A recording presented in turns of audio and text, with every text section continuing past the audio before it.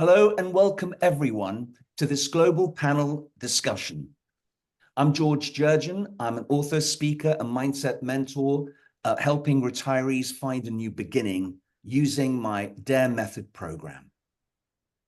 The thrust of this panel discussion is to discuss about retirement and how it's evolving or whether there's a revolution going on.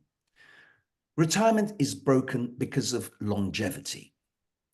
And there are ensuing problems with that, particularly with health. And we're not talking just about financial health, we're talking about mental and emotional health. Now, people don't know what they don't know. And that's the reason we've gathered a few experts from around the world in this retirement space to talk about this. Henry Ford, the founder of Ford Motor Company, once said, if I had asked people what they wanted, they would have said faster horses. So if you want your retirement to be a motor car and not a faster horse, I would suggest that you listen to what these experts are saying. And these experts come from different spectrums of the retirement space. We have an actuary, we have retirement coaches, transition coaches, wellness coaches, and mindset mentors. And these experts come from the United States, Canada, United Kingdom, and Australia. And they will share with us their knowledge and experience about what the challenges are in retirement today. If you stay tuned, you will learn that all is not lost. In fact, we're not done yet. We're a work in progress, and the best is yet to come. So, and just on a final note, at the end of this program, our experts will leave you with a takeaway of what to do next. So now let me introduce you our panel today. We have Stephen Hupert from Melbourne, Australia, an Australian actuary with 35 years of experience. His recent white paper, Retirement Matters, went viral and global. He's passionate about helping Australians improve their lives in retirement. We have Paul Long from Ann Arbor, Michigan. A former television newsman and Emmy Award-winning content creator. He helps people approaching retirement discover a new way forward, which is also the name of his firm. In life that's fulfilling, purposeful, and relevant, and even profitable, just as he did for himself. We then have Dr. Michelle Fritsch from Charlotte, North Carolina. Michelle is board certified in geriatrics and is passionate about inspiring those nearing retirement to transform the world around them. She does this through development of a robust wellness portfolio for longevity, relevance, and influence. Next, we have Susan Latremoy from Toronto, Canada, who was a financial advisor for 38 years, and now she's a co-founder and partner with Next Chapter Lifestyle Advisors, training financial advisors and guiding individuals and couples to plan the next chapter of their lives. Lastly, we have Tammy Vigwe from Vancouver, Canada. She believes traditional retirement planning is incomplete. Her unique perspective, developed following a 20-plus year career in the pension and investment industry, picks up where most retirement planning ends and focuses on designing the carefully curated life you want to lead after work. So, with our experts here today, I've got some questions that I'd like to ask them. The first is to Stephen Hupert from Melbourne, Australia. Stephen, tell us, why are we talking about the need to rethink retirement? Thank you, George. Hello, everybody. The concept of retirement emerged in the 19th century, and it's evolved from a single point of time to a short period before death. And now it's a multi-phase time of renewal, reinvention, and discovery. And the main drivers of this change has been the lengthening of lives and health spans, and also the changing economy and the change of expectations of people. A better way to think about retirement is life after full-time work. The boundary between full-time work and what comes next is no longer a sharp dividing line like it once was. Phased retirement is becoming more attractive for individuals and for employers. And the phased retirement might even include a bridge job or going part-time or changing into a different career. Sometimes we call that an encore career. And it's no longer just a one-way street either. People are coming back into the workforce. The concept of unretirement is growing in most parts of the world. Sometimes that unretirement is for financial reasons, but quite often it's about trying to find something to do, a bit sense of purpose, which you'll hear about later on during this conversation. Something to get out of bed for. The changing nature of retirement will bring opportunities and challenges to both individuals and society at large. Thank you. Thank you, Stephen. Paul, you went through a lengthy process to reimagine this phase of your life. How did you approach it? Well, first of all, I didn't know how to approach it or what to think or what to do. I knew that what I was doing, I didn't want to do anymore. I was approaching retirement age, and it's kind of like, I need to really think about what I'm going to do with the rest of my life. And so I made the commitment to take the time to invest in re-examining what did I want? Who did I want to be? What did I want my life to be like? What was going on? What were other people doing? And I really got into it because every time I turned the page, every time I listened or talked to somebody or whatever, just something else completely new opened up. And I realized that this assumption and presumption of retirement, I'm sorry, it's a word I hate. I think it's a bad word, retire, withdraw, leave, quit.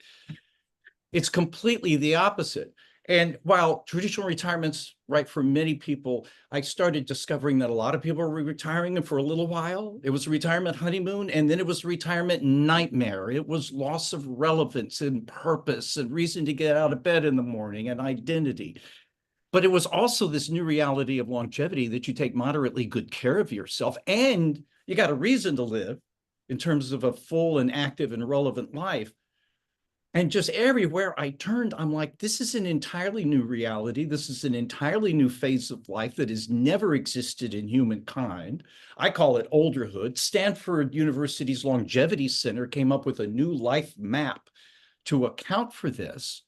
And people who, a lot of them out of necessity, couldn't afford to retire and were scared to death, said it was the greatest thing that ever happened to them because they had to figure out a way to make an income, but they didn't want to do it the same old way. They wanted to do it in a fulfilling way.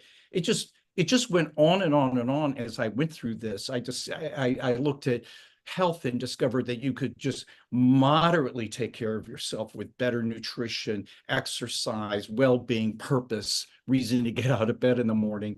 And you could live healthy and active into your 90s, and our kids, it'll be their hundreds. So I saw this new reality. And so it's like, okay, two things. One, this could really be my turn in life, not taking away from any of the life that I had lived, but this could really be the opportunity of a lifetime for me to do and be what I really wanted, like my turn. So then the next question was, okay, well, then what is that? And what is that going to be? And that was more homework. But I tell you, from the first day, it was exciting. And every step of the way, I discovered new things about myself, and I really got it down to what I wanted. I looked at things differently than I had before. And lo and behold, everything that I intended in the most fundamental ways for me has come true by realizing this, that it's not just the money. Thank you, Paul. Very succinct. Love it. Right. Michelle, over to you. Why are suicide and divorce rates rising around retirement age? You know, that is such a poignant question, George. So I'm coming at this from a little bit different angle as a clinician coming from healthcare and academia. And I think I noticed it the most as I reached a point of leadership where my leaders above me were retiring. These were household names in their profession. These were people, kind of had it all together, and they retired. And there was this very preventable spiral that happened so often, whether their health actually declined or their relationships fell apart, or they just became kind of a shell of themselves. This big and controlled person who just sort of wasn't engaged with life anymore. And almost always, almost every single time, that was preventable. And so, being the academic, I had to start researching this. And two statistics that especially startled me were that globally, so I first saw the US statistics, but globally, when you think of people who actually end their life, the success rate of that, if you call it that, is by far the highest in people that are of retirement age.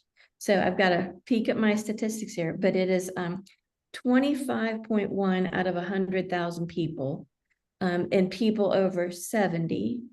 And it is 14 out of 100,000 in people 50 to 69. So that's kind of what we're talking about. People in that 50 to 80 range who are ending their career. That's where the bulk of the actual suicides are happening. We have a lot more attempts in younger adults, and sadly, we have a rising suicide rate in younger, or people taking their lives in younger ages too. But the ones who are really actually doing it are those around retirement. And I will tell you, as a clinician, one of the reasons that I hear is someone has accumulated wealth throughout their lifetime, and they receive a diagnosis that they fear will be expensive, and they choose to end their life to preserve the funds. And I have yet to talk to a family who would have selected that outcome.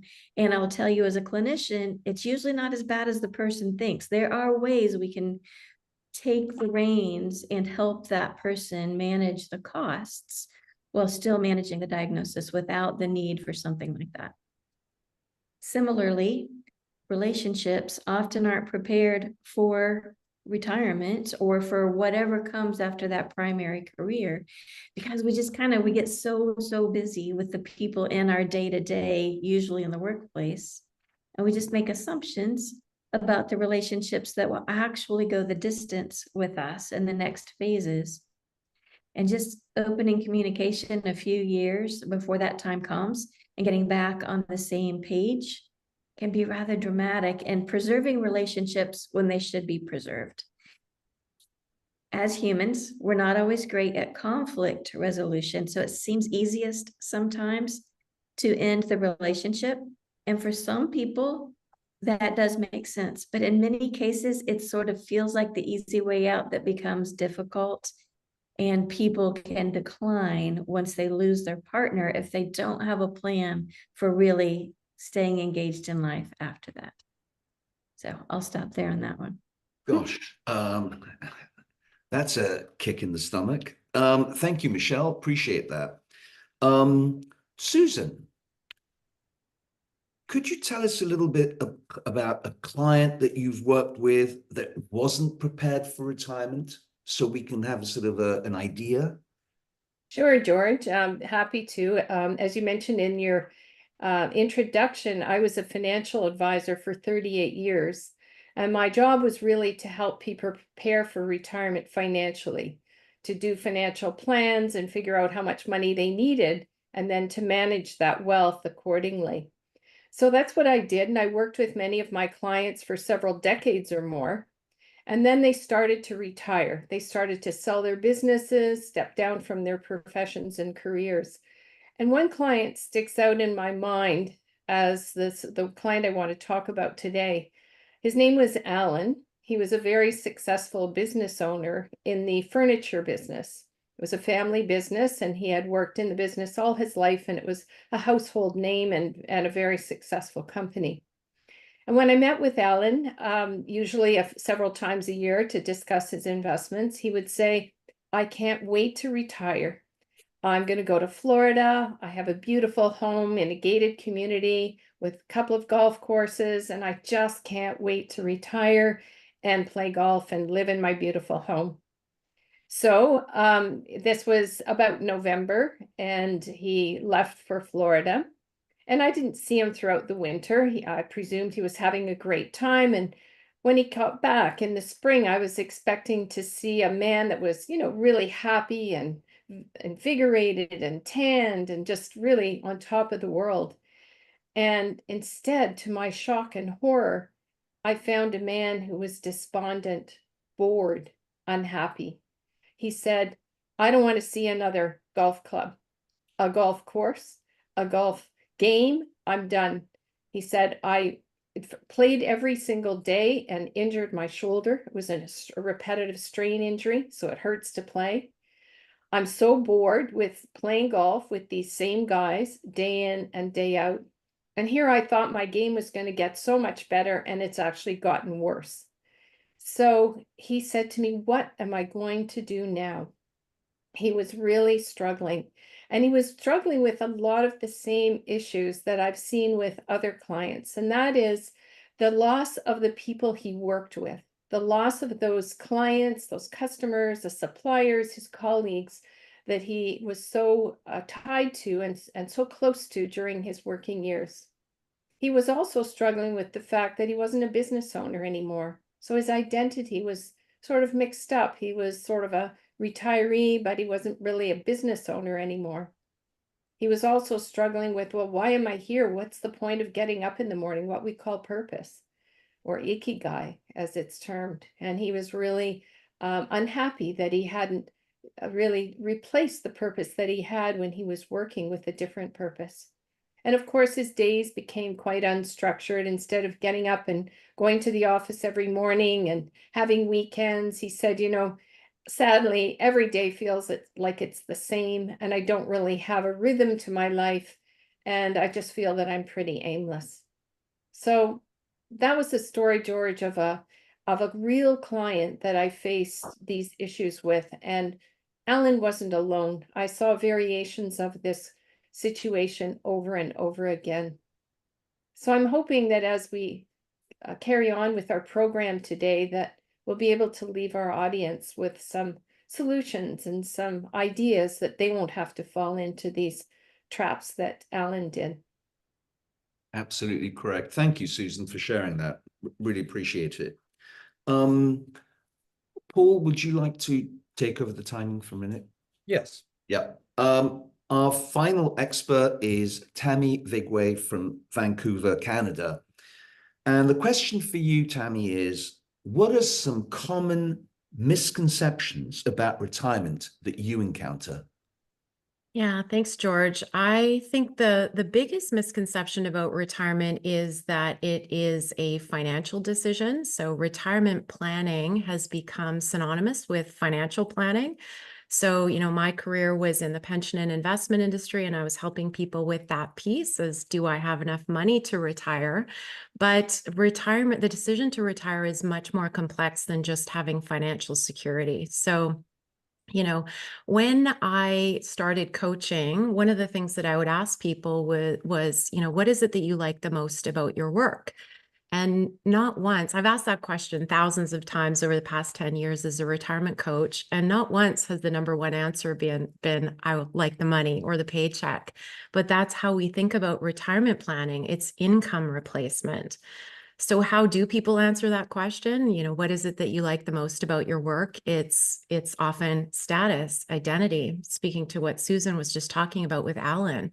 It's structure, it's a sense of purpose. So, if we think about retirement planning as just a financial security, it's missing out on those other things that work really gives us. And so how do we replace those things? How do we replace purpose? How do we replace the relationships that we have with our colleagues? That's such an important piece around retirement planning and where retirement lifestyle planning comes in. The other misconception that I would say I see a lot in the retirement space is that we should be looking forward to that leisure retirement that Paul was talking about earlier, that traditional retirement, more time to spend with friends and family, spend time with the grandkids, or pick up a new hobby or travel. That's kind of, we've been enculturated to believe that that's what retirement means. But for high achievers, if what they get from their work is challenge and identity and status and recognition, that leisure retirement isn't going to give them any of that. So I often find people in my coaching practice who have retired unsuccessfully, and they can't figure out why, because they finally had the time and the energy to spend more time with the family, to hang out with the grandkids, or to focus on play and hobbies, but they can't understand why it is that that's not making them happy. And oftentimes it's because they have this strong desire to achieve, to accomplish, that was such a part of their identity. So spending time with the grandkids isn't necessarily going to fulfill that. So I talk about that as the difference really between filling time. You can fill your time being busy as a grandparent or on the golf course or, doing all those things, but fulfilling time is a different thing. And that is based on a personal assessment of who you are, what's important to you at this stage and phase of your life. So filling time and fulfilling time are two different things. The last misconception that I think that really needs to be talked about, so I'm so glad we're talking about it now, is the reality is that retirement is actually really stressful. So on the Holmes Rahi life stress inventory that Michelle probably is very well versed in, retirement is number 10 on that list of 43 of the most stressful life events that we'll go through. On that list, retirement is more stressful than the death of a close friend. It's more stressful than a foreclosure. So we really want to start thinking about how to mitigate that stress by planning for what's next. Tammy, thank you very much. Thank you all for this first segment. We will now go to the second segment, and I will kick off with Stephen. Back to you. When should I start preparing for retirement, Stephen? Uncertainty.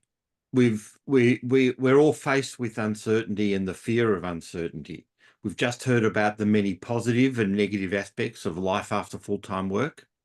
And we've just heard about how the need to consider both financial and non-financial aspects and dimensions when we're thinking about life after full-time work. Paul talked about doing his homework, and Tammy talked about doing a personal assessment. Think of transitioning to life after full-time work, or retirement as some people still call it, as visiting a foreign country. You don't wait until you get on the plane to start your planning your trip. You'll do a bit of research. You might speak to friends who have been there. You'll check out, what are the languages? What are the currencies? You might have a bit of an itinerary. Some people are very detailed and will plan out every single day. Others are quite flexible and don't mind that little bit of uncertainty and might just plan the first few days and see how it goes. And that's very much how we need to start thinking about retirement. When you start planning will depend on your personal circumstances. But whenever you do start, and maybe 4 to 5 years before you start thinking about retirement's not a bad time to start thinking about it, planning. Achieving a good life in life after full-time work requires planning. And that's been very clear from some of the stories we've heard so far. So some of the questions you need to consider: is it going to be a full stop or a gradual process? Are you someone who's already got plenty of hobbies, or are you going to have to start thinking about interests and hobbies before you start entering full-time life after full-time work?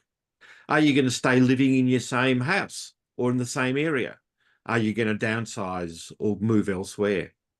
So planning, thinking about all those questions, thinking about all those issues are things you have to start doing 4 or 5 years at least before you actually do retire.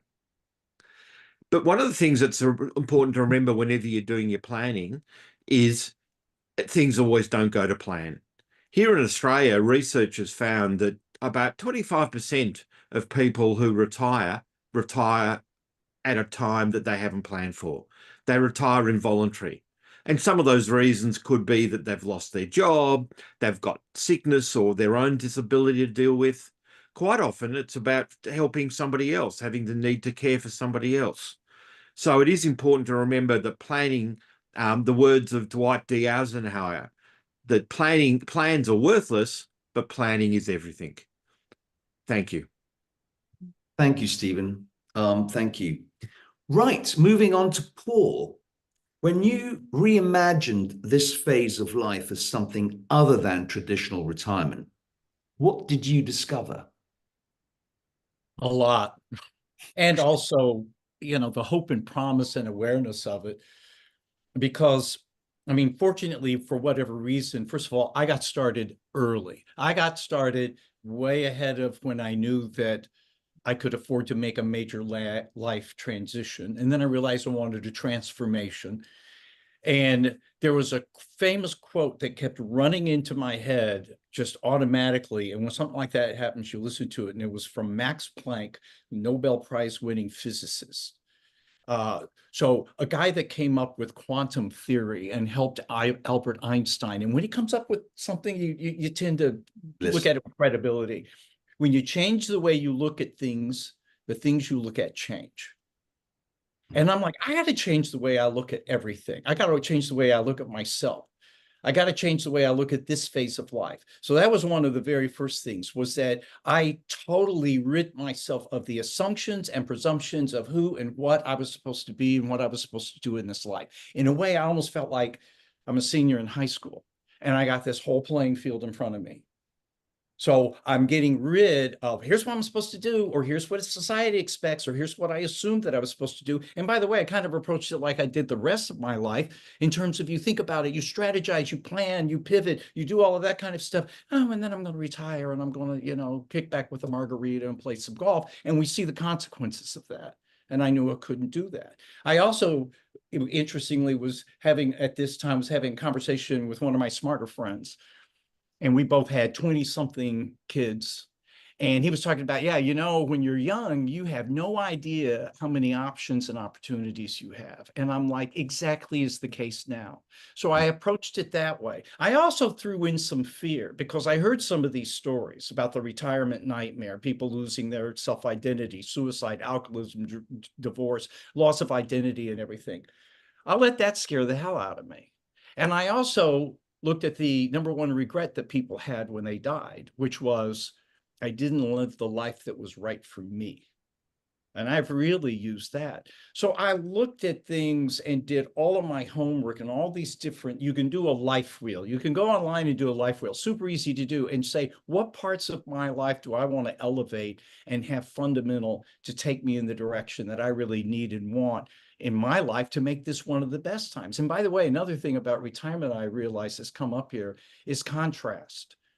That, you know, when you talk about the golfer who didn't enjoy it anymore, it's like I was fishing one day thinking, I'd like to do this all the time. But I'm like, my friend who built a cabin on a trout stream never goes fishing again because it doesn't mean anything to him anymore. And I wanted that contrast in my life. I wanted to achieve and be relevant, but I also wanted a better lifestyle and make the mix of it. Thank you, Paul. That's wonderful. There's a wonderful thread I see going through this conversation. It's about the way forward, a new beginning, identity. And the thing that holds us back seems to be fear, right? The sandbox is getting smaller and smaller. Fear sets in, the income tax is switched off. There's a lot of fear. And on the other side of fear is adventure. And that means taking risks. And we all hate taking risks, but life is about risk. And when we don't take a risk, that is the biggest risk of all. With that said, I will move on to Michelle. Michelle, why is a very personalized approach to planning so important? Because we're all so very, very different. And as you'll hear, as we continue this conversation, we all have a little bit different approach based on our perspective and kind of how we came into this space. But if you'll allow me, I'd love to tell a story that I think is sort of representative. This is someone who was in that, Stephen, you said, what, like 5 years ahead? That's somebody who was kind of in that place. And it was actually his wife who was concerned about his lack of planning and that he wasn't physically able to do the things that he would probably want to do when he finished his primary occupation. So she wanted him to engage in a process to improve that. And so you talked about fear, George. I think a piece of it too is we just don't know what we don't know. And you said that early on. So he comes at me, and I appreciated his honesty. We met for the first time, and he said, look, this is not personal, but I don't want to do this. I don't have time to do this. And the last thing I need is another woman yapping at me about what I shouldn't do in my life. I'm like, that's very fair, very honest. I said, we'll start this process, and at any point you can stop. So we had our first session where I tend to focus on health first, and that was an obstacle for him. But we spent 15 minutes speaking. And so I'll kind of fast forward a little bit. Every time we talked and he chose when we would do the next phase, we'd talk a little bit longer. And the 5th time he answers the phone and he said, you have to understand, I look so forward to this. This is my therapy. This is my favorite part of every week.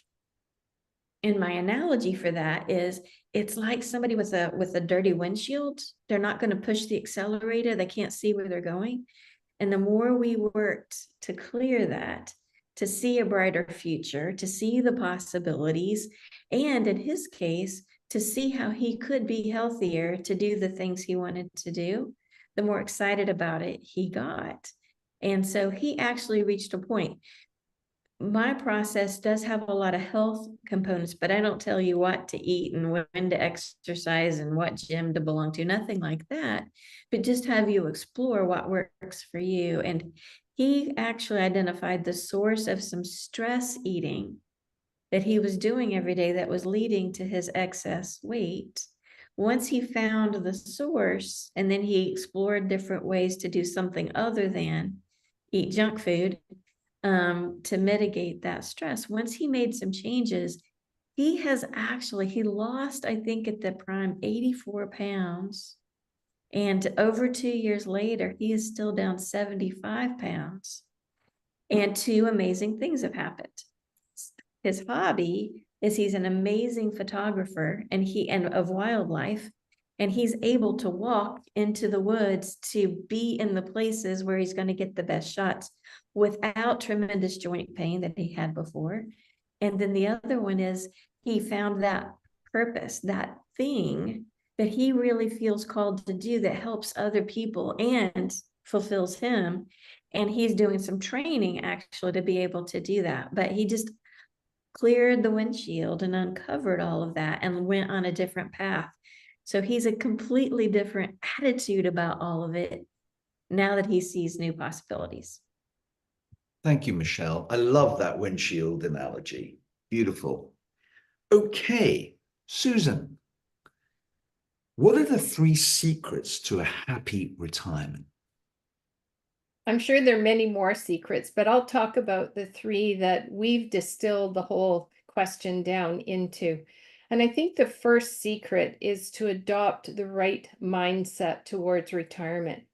There's either the doom and gloom, this is the end of my life and it's a dead end, it's all downhill from here, I might as well just sit in my rocking chair until I die, kind of the doom and gloom attitude. Or there's what we call the rich life mindset. And the rich life, when I was a financial advisor, people used to think that a rich life was just having the most money. But really, I define having a rich life mindset as thinking about how do I want to live well? How do I want to make a difference or give back? And how do I want to be remembered? So the rich life mindset is live well, give back, leave a legacy. And I think if people think in terms of their retirement, with that kind of mindset, I've opened the lid to the first secret. The second secret that I think several of my colleagues here have touched on is to have purpose, to find purpose, to be engaged in life. And purpose can come in either a big P form, like saving the rainforest or ending world hunger, or it can be in the form of a small p purpose, which could be just helping your neighbor next door, making a difference in someone else's life. But being engaged in life and finding purpose, maybe it's a purpose connected to your career or something that you did before, and maybe it's a whole new purpose that you discover and uncover as you go. But the second secret really is to be engaged in life and to find and dedicate yourself to that purpose.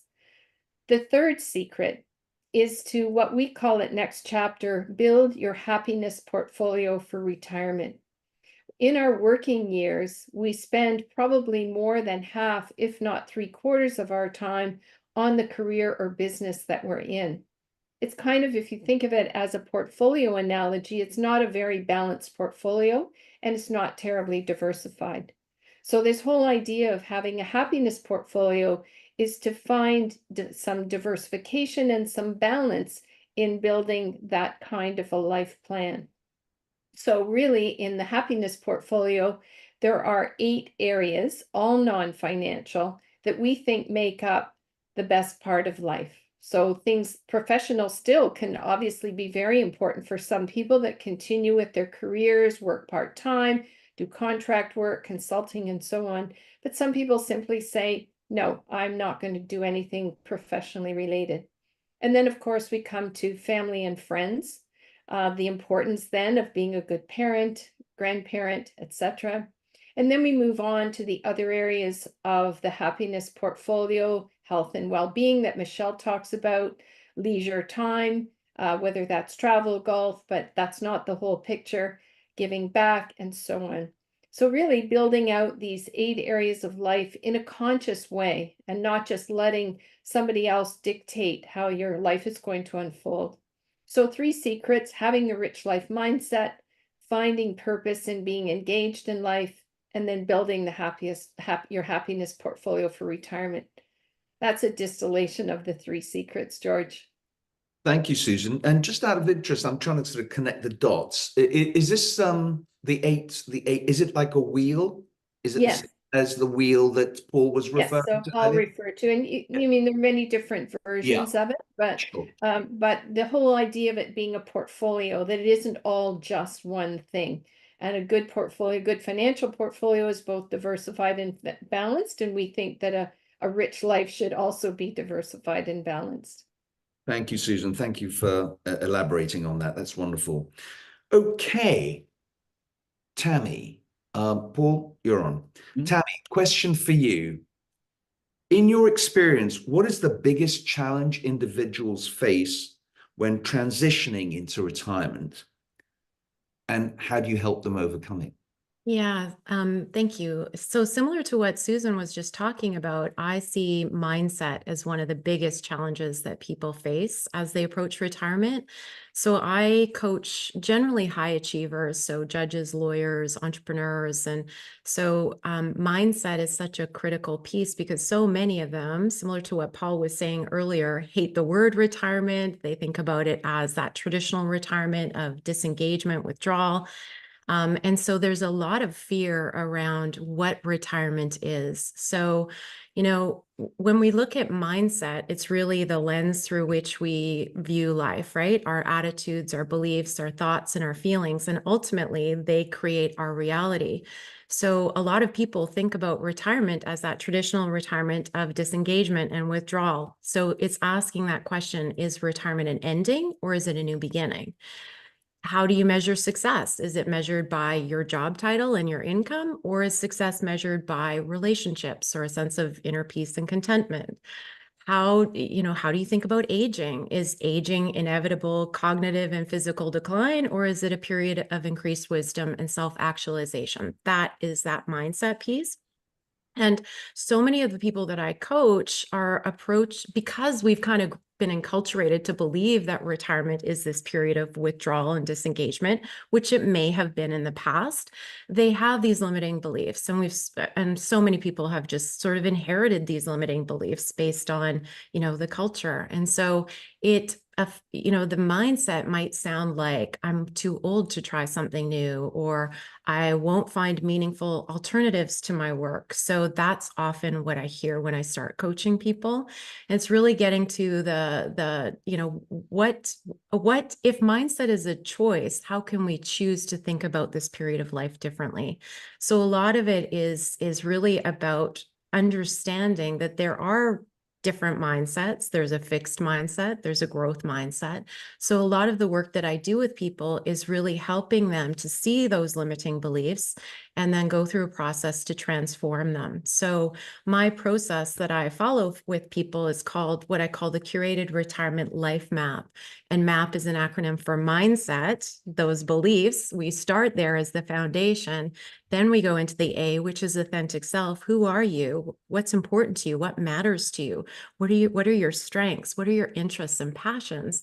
And then finally, purpose, the P on the map. Similar to what Susan was saying, it might not necessarily be that big P purpose, saving the world or the polar bears or the whales, but it is each of us has our own sense of purpose. And purpose I define as alignment with your authentic self. So what will be fulfilling for you in your retirement? It will be based on your values, based on your strengths, based on what you're passionate about. So that's what I help people with, is letting go of those limiting beliefs and creating a new possibility for the future. Tammy, thank you so much. And just as a sort of segue into what you were just saying, I myself, my whole program, the DARE program, is based on the mindset, and obviously the authentic self, new identity, and purpose kick in. So it's fascinating seeing us all coming in from different directions, but we're all kind of adding to the big picture, because we only see a slice of things. And listening even to you folks, I'm learning things. And I'm sure vice versa. So this is fascinating. So this isn't just for the audience, but we too are learning from each other. So that's wonderful. Right, now we're going to kick off into the third segment. And the third segment is really a 2-minute segment, if you like. And it's, what can people do next? And so this is something that our audience are going to take away from here. So with 2 minutes each, what can people do next? Stephen, kick off, please. Thank you. And one of the most important things is to have a realistic estimate of your future lifespan when you retire. And that might be a little bit uncomfortable sometimes to have to think about our own, when we might die. But for many, we'll live a lot longer than we think. You've all come across retirement calculators as part of the planning process, but many retirement planning calculators use an average life expectancy. But are you happy with a 50-50 chance that you'll outlive your retirement plan? This is one of the consequences of using the average. And a lot of the published averages of life expectancy in most parts of the world are based on historical data. And we need to factor in that we're all living longer into the future. There are several reasons why you can't just rely on average. Michelle mentioned that we are all very different, and that's related to our interests and what might give us a sense of purpose, but it also is related to how long we might spend in retirement. Behavioural, personal, and genetic factors all have an impact on our expected lifespan, and in many countries, geographical and socio-economic factors also are significant. And like all aspects of retirement planning, the more you can personalise your plan, the greater your chances of a good retirement. So when you're planning for your retirement and you're looking for a calculator to use to help plan that, look for a calculator that lets you include some sort of health and behavioural factors. Make sure it's a calculator that allows for improvements in life expectancy and lets you try different probabilities of success. So think about how long you're going to be spending in retirement. Thank you, Stephen. it's an interesting thing. I mean, this is the first time I hear this, but it's fascinating how you, as an actuary, are literally, putting calculations into date of death. I figured out that I don't know my date of death, and there's no likelihood, even with a 50-50, that I can predict that. So I'm figuring out I got to go as long as I can go for as hard as I can go, but enjoy the process. That way, when death comes, which it will at some point, and we don't know whether any of us are going to make it to the end of the day or whether we're going to live another 20, 30 years. But the statistics tell us clearly that most of us are going to live that long. So we do need to be thinking about that. So thank you, Stephen, for that. That's great. Moving on quickly, Paul, tell us, what can people do next? Start. Change the way you look at things, clear the whiteboard off and take a step back and look at this as an entirely new phase of life that you haven't probably even imagined yet. And if you think you know exactly what you need to do, you need to challenge it. If you were making a major investment in a company or something, you would be looking at the books, you'd be looking at everything, and we don't do that with our life. And so nothing could be more worthwhile than to do this. So you've already learned how things have changed, how people have pivoted their lives or modified their lives. Oh, I love what I do. I just don't want to do as much of it. It's like there are a billion different variations available for us to take advantage of. And some people also have a hard time getting started because you're so wrapped up in the life that you've been living to reimagine. It's not reinvent, it's reimagining.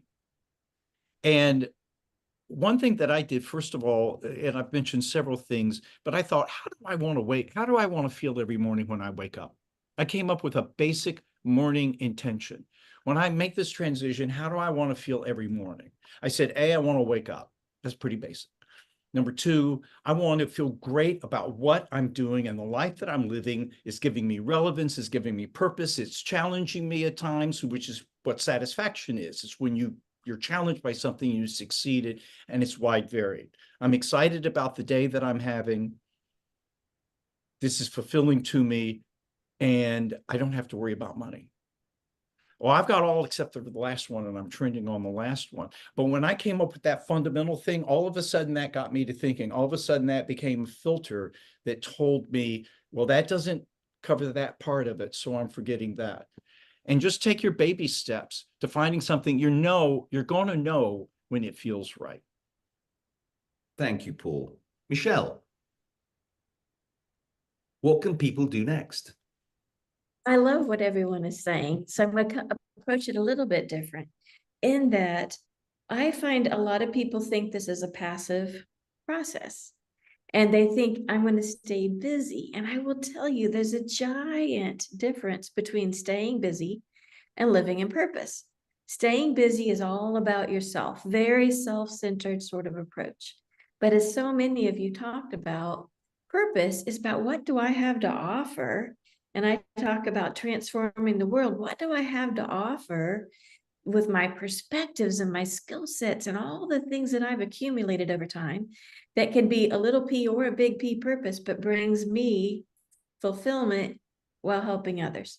So I find a lot of people tell me, oh, I'll call you when I need you. Once you've had the heart attack, the stroke, you find yourself isolated because your relationships have fallen apart. We're very limited what we can do. We can make it better, we can make a bad thing better, but not nearly what we can do when we plan ahead. So I agree with what everyone has said. It needs to be 3 to 5 years ahead, and you need to take control of your health, know your risk factors and what to do about those, uncover that purpose, figure out what relationships are going with you the distance, and have as many of those as possible, and really know what you want out of life. So my summary is, through a process, I believe that rather than laying in bed for all those additional years that we're all living longer, or coming across, this is a baseball analogy, so bear with me, but coming across the finish line with your walker, you should be skidding across that home plate, dirt flying, bruised, battered, laughing your biggest belly laugh, saying that was a wild ride.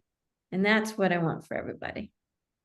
Thank you, Michelle. Inspirational. Okay, Susan, over to you. Yeah, so what can people do next? Well, I think there are two types of people, and many people approach retirement as they do physical fitness with a do-it-yourself approach. So if you're one of those DIY, or I do everything myself, then I'd suggest starting with a couple of books, both available on Amazon. One is written by Marianne Osher, and it's called Your Happiness Portfolio for Retirement. It's not about the money. Not that money isn't important. It's just that the book really deals with how do you find happiness? How do you build that multifaceted life that Michelle was just talking about a minute ago? So that's one approach. And the other would be the concrete steps to take to a rich life retirement, which I co-authored a couple of years ago. It's called 9 Steps to a Rich Life Retirement, also available on Amazon. But then there are many people, and to go back to the gym analogy, that need to work with a personal trainer. And that's where any of us on this program today come in as retirement coaches, as consultants, as people that the retiree can turn to help them, guide them on this path. So I use the analogy that, 25 years ago, nobody had a personal trainer in the gym. And if you told your friends that you had a personal trainer, they'd probably say, well, can't you do a sit-up and a push-up on your own? Why do you need a personal trainer? But we know now that to keep physically fit, to stay healthy, that having a personal trainer is a best practice. Well, I think that's where retirement planning needs to go. And that is to have a personal trainer in the form of a retirement coach to help you really figure out answer all of those questions that we've discussed today. So if you're a DIY person, get a couple of books and start reading. But if you're like most people, just turn to somebody that's professional, that's accredited, and work with them to really design your next chapter. That's my thoughts, George. Thanks, Susan. Thank you for sharing that. And lastly, Tammy, what can people do next? Yeah, I would agree with what Susan and everyone else on the panel is saying. Is there's lots of great resources, lots of great books to read about this. One of the greatest books that I found that isn't actually specifically focused on retirement is William Bridges' book called Transitions, Making Sense of Life's Changes. I actually recommend that to pretty much everybody in my life. So I would encourage them to pick up that book too. But one of the things that I think is really important for people to think about is, what is it that I like about my work?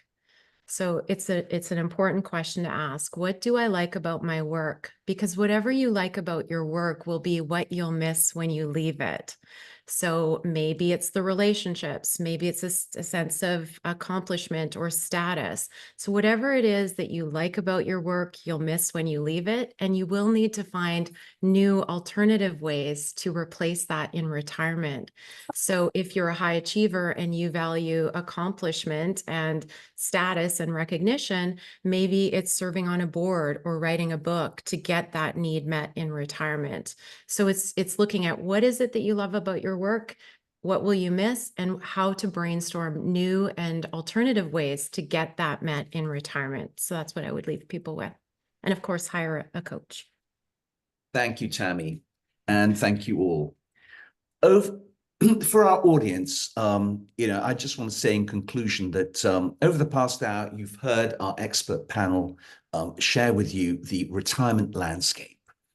The road to retirement is filled with fear and uncertainty, and no doubt challenges and illnesses and so on that we will invariably face as we age. If you choose to retire and drift into oblivion, you will not have a new beginning. If you choose to have a new beginning, then I would recommend that you reach out to anyone on this panel with whom you resonate and whose details you will find in the link below. Now, I leave you with the haunting words of America's poet laureate, Mary Oliver, who said, What will you do with your one wild and precious life? What will you do with your one wild and precious life? Ask this question to yourself 5 times and give a different response each time. I promise you, you will surprise yourself. And with that, I would like to say a huge thank you to our panel today for their time and their expertise. And I thank you all for watching, and look out for our next one where the audience will be financial advisors. Until then, thank you and goodbye.